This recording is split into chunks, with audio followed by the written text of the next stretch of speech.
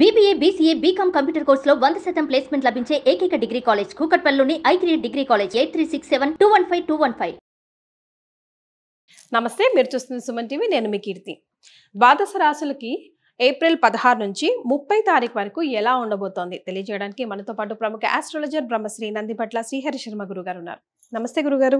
వాగర్థ విభ సంపృక్తౌ వాగర్థ ప్రతిపత్తయే జగతః పితరౌ వందే పార్వతీ పరమేశ్వరౌ ఆదిత్యాయ చ సోమాయ మంగళాయ బుధాయ చ గురు శుక్ర శనిభ్యశ్చ రాహవే కేతవే నమః.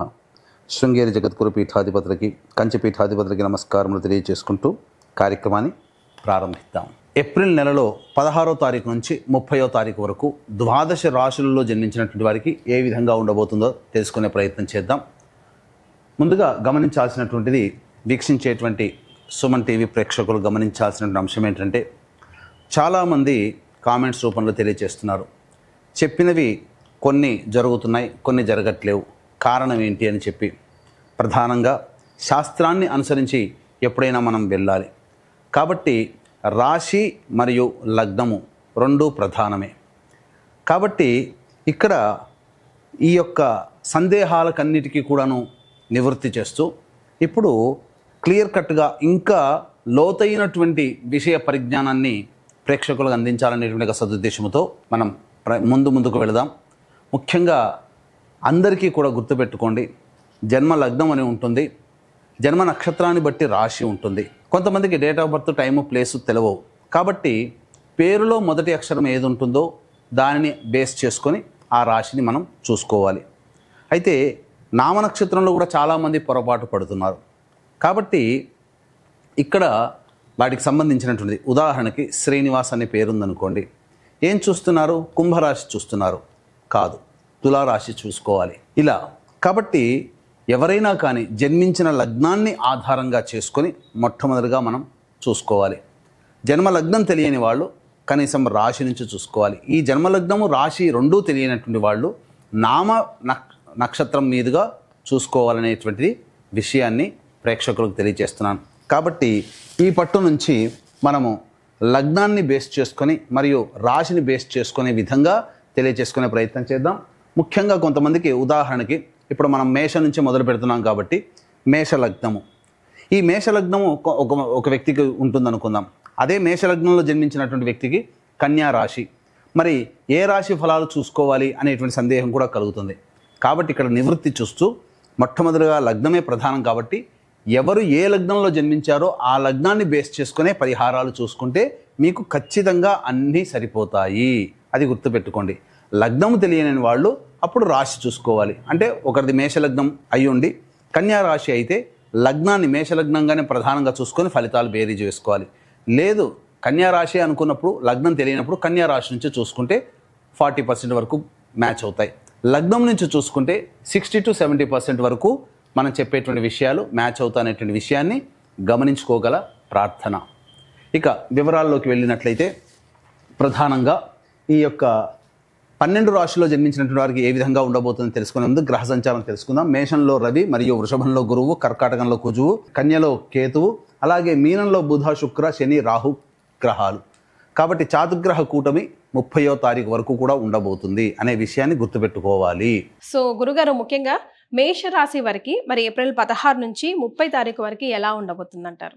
ద్వాదశ రాశుల్లో భాగంగా మేషరాశిలో జన్మించినటువంటి వారికి మరియు మేష లగ్నంలో జన్మించినటువంటి వారికి ఏ విధంగా ఉండబోతుందో తెలుసుకుందాం. ముందుగా ఈ యొక్క సంబంధించినటువంటి లగ్నంలోనే రవి యొక్క స్థితి, అలాగే 2వ స్థానంలో గురువు మరియు 4వ స్థానంలో కుజుని యొక్క ప్రభావం వెరసి ఇంటా బయట అనేక రకాలైనటువంటి సమస్యలు ఎదుర్కోవాల్సినటువంటి పరిస్థితి. ముఖ్యంగా ఉద్యోగస్తులైతే ఉద్యోగపరంగా చికాకులు, సవాళ్ళు, ఒత్తిడిలు ఎదుర్కోవాల్సినటువంటి పరిస్థితి ఉంటుంది.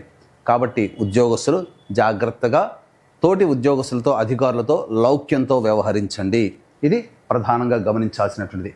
ఇక వ్యాపారస్తులకి చూసుకున్నట్లయితే ప్రధానంగా ఈ యొక్క మేషలగ్నము లేదా మేష రాశిలో జన్మించినటువంటి వారికి కొంత అధిక ధన వ్యయం అయ్యేటువంటి అవకాశం ఉంది. కుల వృత్తుల్లో ఆశించినటువంటి మేర ధనాదాయము ఉండకపోవచ్చు. కాబట్టి జాగ్రత్తలు పాటించండి. వ్యాపారంలో ఉన్నటువంటి వాళ్ళు మాత్రం ఆచితూచి స్పందించండి. ఎందుకనంటే అడ్వాన్సుల రూపంలో ఎక్కువగా డబ్బిస్తే నష్టపోయే అవకాశాలు ఉంటాయి. కాబట్టి క్రెడిట్ రూపంలో కాకుండా నగదు రూపంలో మీ యొక్క వ్యవహారాలు కనుక చూసుకుంటే చాలా మటుకు సేఫ్ సైడ్లో ఉంటారని చెప్పవచ్చు. ముఖ్యంగా ఈ యొక్క వ్యయస్థానంలో బుధగ్రహ సంచార ప్రభావం ఈ కారణం చేత కొన్ని ఇబ్బందికర పరిస్థితులు అనేటువంటివి ఉంటాయి. ముఖ్యంగా అనారోగ్య సమస్యలు, నరములకు సంబంధించినటువంటిది లేదా కీళ్లకు సంబంధించినటువంటి నొప్పులతో బాధపడే అవకాశాలు ఈ యొక్క మేషలగ్నము లేదా మేష రాశిలో జన్మించినటువంటి వారు పొందే అవకాశం గోచరమవుతుంది. ముఖ్యంగా అనవసరమైనటువంటి దూర ప్రాంత ప్రయాణాలు, అనవసరంగా ఖర్చులు పెరిగిపోవడం ఇలాంటివి గమనించవచ్చు. ముఖ్యంగా ఈ మేషరాశిలో జన్మించినటువంటి వారు విద్యార్థులు తమ యొక్క విద్య కోసమే ఎక్కువగా కష్టపడాల్సినటువంటి పరిస్థితి ఉంటుంది. కాబట్టి జ్ఞాపక శక్తికి పెంచుకునే ప్రయత్నము, ఎక్కువగా కష్టపడే ప్రయత్నం చేసుకుంటే ఈ 30వ తారీఖు వరకు సజావుగా సాగిపోతుందని చెప్పవచ్చు. ఇక వివాహం కావాల్సినటువంటి అబ్బాయిలకి అమ్మాయిలకి వివాహం జరిగేటువంటి సూచనలు గోచరమవుతున్నాయి. నిశ్చయితాంబూలాలు కూడా అయ్యే అవకాశం గోచరమవుతుందని చెప్పవచ్చు. తర్వాత చెప్పుకొచ్చేది ఏమిటంటే ఈ యొక్క మేషలగ్నము లేదా మేష రాశిలో జన్మించినటువంటి వారికి సాధారణమైనటువంటి ఫలితాలు ఉంటాయి. గురువు ద్వితీయ స్థానంలో సంచార ప్రభావము కాస్త ఊరట కలిగించేటువంటి కలుగుతుంది. అంటే అనుకూలంగా ఉండబోతున్నాడు గురువు. సమయానికి ఖర్చులకి తగ్గట్టుగా ఆదాయము ఉంటుంది, ఖర్చులు వెళుతాయి, కానీ ఆశించిన మేర ధనాదాయం అంతగా ఉండకపోవచ్చు అనే విషయాన్ని గమనించుకోవాలి. ఇక ముఖ్యంగా చేసేటువంటి ప్రతి ప్రయత్నంలో ఈ యొక్క కుజ, కేతు, రాహు మరియు శని సంచార ప్రభావం వలన ఆటంకములు అనేటువంటివి మేషరాశిలో లేదా మేషలగ్నంలో జన్మించినటువంటి వారికి ఎక్కువగా ఉండబోతున్నాయి. కాబట్టి ఇక్కడ జాగ్రత్తలు తీసుకోవాల్సినటువంటి పరిస్థితి అని ఈ మేషరాశి వారికి చెప్పవచ్చు. ముఖ్యంగా 16వ తారీఖు నుంచి 30వ తారీఖు వరకు రోజువారీగా ఏ విధంగా ఉండబోతుందనే విషయాన్ని క్లుప్తంగా తెలుసుకునే ప్రయత్నం చేద్దాం. వీక్షించేటువంటి ప్రేక్షకులకి కూడా గమనిక, ఈ యొక్క విశ్వావసునామ సంవత్సరం అనగా ఈ 12 మాసాలు, తెలుగు 12 మాసాల పాటు మీకు దేవతా అనుగ్రహం కావాలి. ఈ మేషరాశిలో జన్మించినటువంటి వారికి, అన్ని మేషలగ్నంలో జన్మించినటువంటి వారికి, పైగా మీ యొక్క సంకల్పం నెరవేరాలి మరియు జాతకరీత్యా మీకున్నటువంటి దోషాలన్నీ కూడా తొలగిపోవాలనేటువంటి ఒక సదుద్దేశంతో కాశీక్షేత్రంలో 18వ తారీఖు రోజున ఒక అద్భుతమైనటువంటి కార్యక్రమాన్ని చేపట్టబోతున్నాం. సంకల్ప సిద్ధి, సర్వదోష నివారణ పూజలు, హోమాలు అనేటువంటివి సంవత్సరం పాటు ప్రతి నెల మీ యొక్క గోత్రనామాదులతో కార్యక్రమాన్ని చేయించడం జరుగుతుంది. అవకాశం ఉన్న వాళ్ళు కార్యక్రమ తదనంతరం కాంటాక్ట్ చేసి పూర్తి వివరాలు తెలుసుకోవచ్చు. ఇక వివరాలకు వెళ్ళినట్లయితే 16, 17, 18వ తారీఖుల్లో ఈ మేషలగ్నము లేదా మేష రాశిలో జన్మించినటువంటి వారు జాగ్రత్తలు పాటించండి. ముఖ్యంగా ధనము ఖర్చు అయ్యే అవకాశం ఎక్కువగా ఉంటుంది. మానసికమైనటువంటి ప్రశాంతత లోపిస్తుంది. అన్నిటికంటే ప్రధానంగా ఏ పని చేయాలన్నా ముందు ఒక అడుగు వెనక 2 అడుగులు అన్నట్టుగా ఉంటుంది. కాబట్టి ప్రధానమైనటువంటి నిర్ణయాలు తీసుకోకపోవడమే చాలా మంచిదని గమనించుకోవాలి. ఇక 19, 20వ తారీఖులో కనుక చూసుకున్నట్లయితే సంతానం మూలకంగా ఖర్చులు, సమస్యలు పెరుగుతాయి, విభేదాలు కూడా పెరుగుతాయి. కాబట్టి జాగ్రత్తలు పాటించండి. మీ ఆరోగ్యం పట్ల శ్రద్ధ వహించండి. అలాగే కోర్టు సంబంధమైనటువంటి వివాదాల్లో కొంత ముందుకు జరిగే అవకాశం ఉంటుంది. ఆస్తికి సంబంధించినటువంటి వివరాల్లో కొంత మీకు ప్రాముఖ్యత పెరుగుతుందని చెప్పవచ్చు. ఇక 21, 22, 23, 24 తేదీలలో ఉద్యోగములో ఉన్నటువంటి వారికి మంచి ఆదరణ, అధికారులకు అనుగ్రహం కలుగుతుంది. నిరుద్యోగస్తులకి ఉద్యోగం లభించే అవకాశం గోచరమవుతుంది. అన్ని విధాలుగా సంతోషముగా ఉంటుంది. వృత్తి, ఉద్యోగ, వ్యాపారాల్లో ఉన్నటువంటి వాళ్ళు మంచి స్థితిలో ఉంటారు. అలాగే ఆనందకరమైనటువంటి జీవితాన్ని పొందుతారు. ధనాదాయం చాలా చక్కగా ఉంటుంది. రాని బాకీలు వసూలవుతాయి. ఇక 25, 26వ తారీఖులో కనుక చూసుకున్నట్లయితే ముఖ్యంగా దాంపత్య భాగస్వాముల మధ్య విభేదాలు వచ్చే అవకాశం ఉంటుంది. కాబట్టి జాగ్రత్తలు పాటించండి. అనవసరమైనటువంటి ఖర్చులు, దూర ప్రాంత ప్రయాణాలు చేసే అవకాశాలు గోచరమవుతున్నాయి. ముఖ్యంగా మానసికంగా ఆందోళనగా ఉండే అవకాశం ఉంటుంది. కాబట్టి ఎక్కువగా టెన్షన్స్ తీసుకోకునే ప్రయత్నం చేయకండి.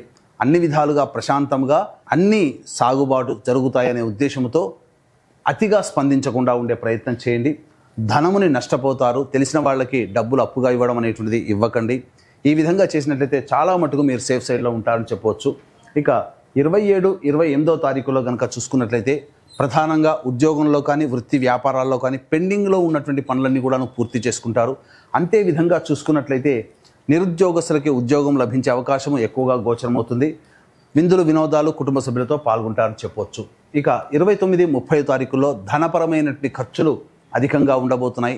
పెద్దలతో వాగ్వివాదాలు జరుగుతాయి. ఏదైనా ఒక విషయం మీద డిబేట్లు జరిగే అవకాశం ఉంది. కాబట్టి జాగ్రత్తలు పాటించండి. అన్ని విధాలుగా యోగదాయకంగా ఉంటుంది. ధనం విషయంలో మాత్రం జాగ్రత్తలు పాటించండి. ఇక ముఖ్యంగా కుటుంబ సభ్యులతో వాగ్వివాదాలు చోటు చేసుకుంటాయనే విషయాన్ని మేషలగ్నము లేదా మేషరాశిలో జన్మించినటువంటి వారు పొందగలరని చెప్పవచ్చు. మరి మీ ఏప్రిల్ 16 తారీఖు నుంచి 30 తారీఖు వరకు మహిళలకు ఎలా ఉంటుందో ఒకసారి వివరించండి గురుగారు. మేషలగ్నము లేదా మేషరాశిలో జన్మించినటువంటి వారి స్త్రీలకి గనక చూసుకున్నట్లయితే కుటుంబంలో బాధ్యతలు పెరుగుతాయి, పెద్దరికంగా వ్యవహరించాల్సినటువంటి పరిస్థితులు వస్తాయి. అయితే బాధ్యతలు పెరిగినంతగా గౌరవ మర్యాదలు పెరగవు. తదనుగుణంగా కొన్ని ఇబ్బందికర పరిస్థితులు, కుటుంబ సభ్యులతో వాగ్వివాదాలు పెరగడము, అలాగే మీరు ఎంత పని చేసినా ఎదుటివారు మీ యొక్క సామర్థ్యాన్ని గుర్తించలేకపోవడం ఒకంత బాధకు గురి చేసే అవకాశం ఉంటుంది. ముఖ్యంగా ఆరోగ్యం పట్ల శ్రద్ధ వహించాల్సినటువంటి పరిస్థితి. అయితే గృహిణులు అయితే కాస్త వ్యవహారాల్లో జాగ్రత్తలు పాటించండి, ఎందుకంటే కింద పడడాలు అనేటువంటివి జరుగుతాయి. కాబట్టి జాగ్రత్తగా ఉండండి. ఏది ఏమైనప్పటికీ కూడా ఈ యొక్క మేషరాశి లేదా మేషలగ్నంలో జన్మించినటువంటి మహిళలు ఉద్యోగినులైతే జాగ్రత్తలు పాటించండి. ముఖ్యంగా అధికారులతో వాగ్వివాదాలు చోటు చేసుకుంటాయి. ఇక ఏతావాత చూసుకున్నట్లయితే ఈ యొక్క మేషరాశి లేదా మేషలగ్నంలో జన్మించినటువంటి మహిళలు చాలా మటుకు ప్రశాంతంగా ఉండే ప్రయత్నం చేయండి. అనవసరమైనటువంటి విషయాల్లో తలదూర్చకుండా ఉండడమే మేలు అనేటువంటి విషయాన్ని గమనించుకోవాలి. మరి వీరిరువురు ఎలాంటి పరిహారాలు పాటించాలంటారు? ఇక ఈ మేషరాశి లేదా మేషలగ్నంలో జన్మించినటువంటి వాళ్ళు తీసుకోవాల్సినటువంటి జాగ్రత్తలు కనుక చూసుకున్నట్లయితే ప్రతిరోజు సూర్యుడికి నమస్కారం, సూర్యాష్టకం 6 సార్లు పారాయణం చేయడం, సుబ్రహ్మణ్య భుజంగ స్తోత్ర పారాయణం చేసుకున్నట్లయితే చాలా మటుకు ప్రశాంతత నెలకొని ఉంటుంది. అలాగే ఈ ఏప్రిల్ 18వ తారీఖు రోజున జరుగుతున్నటువంటి సంకల్ప సిద్ధి సర్వదోష నివారణ పూజల హోమాల్లో పాల్గొనడం ద్వారా మీకున్నటువంటి చాలా మటుకు సమస్యలు ఆ విశ్వేశ్వరుని యొక్క అనుగ్రహంతో తీరుతాయని చెప్పవచ్చు. చాలా సంతోషం గురుగారు, ధన్యవాదాలు. సర్వం శ్రీ ఉమామహేశ్వర పరబ్రహ్మార్పణమస్తు.